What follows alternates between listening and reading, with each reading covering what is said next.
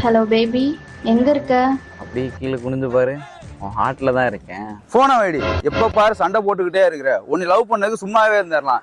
இந்த மாதிரி நீ யாரோ நான் யாரோ இந்த மாதிரி போன் பண்ற வேலை வச்சுக்காத.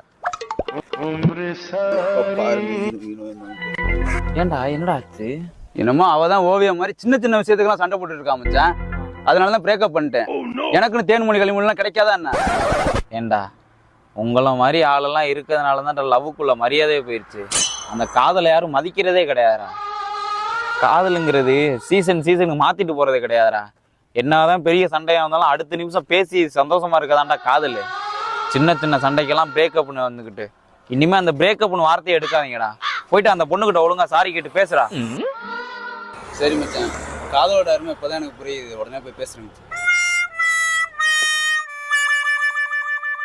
சொல்லுமா பேபி, நீ இப்படி சொல்லவும் என் எக்ஸ் ஞாபகம் வந்துருச்சு.